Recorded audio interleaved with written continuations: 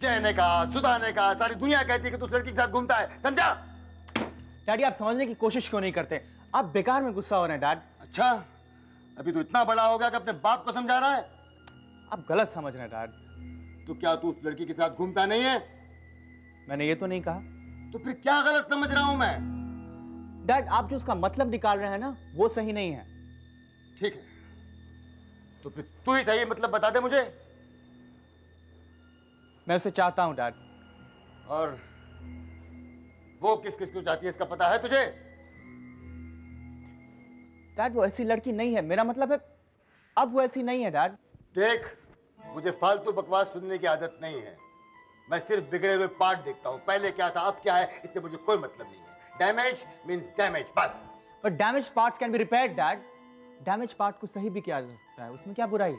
लेकिन इसका ठेका हम लोगों ने नहीं लिया है।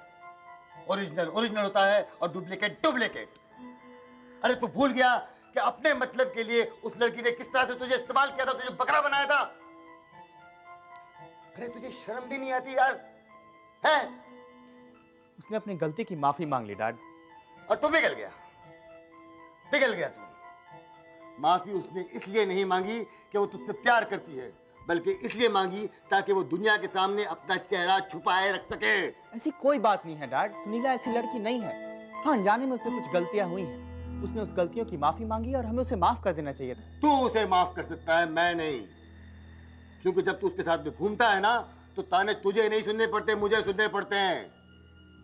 तू जब उसके साथ में बाजार में हाथ डाल के घूमता है तो लोग कहते हैं देखो मन्ना डी मेलो का बेटा मोंटी उसी लड़की के हाथ में हाथ डाल के घूम रहा है जिसने उसके मुंह पे तमाचा मारा था।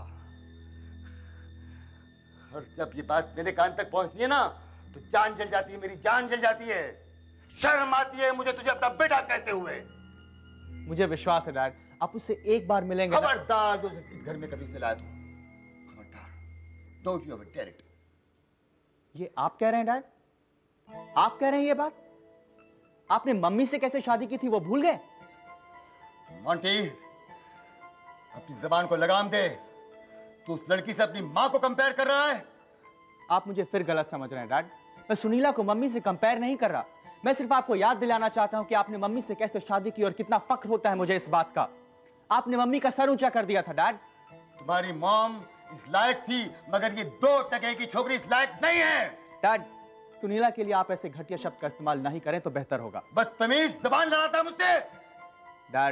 डैड, अभी आप आपे में नहीं हैं। हम लोग बाद में बात करेंगे, ओके? नहीं, इस बात का फैसला आज, अभी, इसी वक्त, इसी जगह पर होगा। डोंट फोर्स मी डैड, आप मुझे फोर्स मत कीजिए अभी।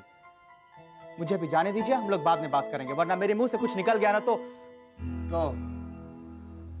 मैं समझूंगा कि मैंने अपने बेटे को सही तालीम दी है। कम से कम सच बात करने की हिम्मत तो है उसमें। बोल।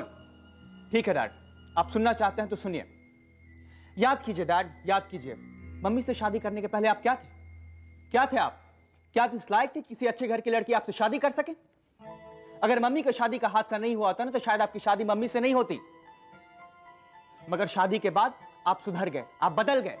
बदले कि नहीं डैड? आज आप भी इंसान कहलाने लायक तो हो ही गए ना? क्या सुनीला के साथ ऐसा नहीं हो सकता? हाँ, टेल मी डैड, सुनीला के साथ ऐसा नहीं हो सकता क्या?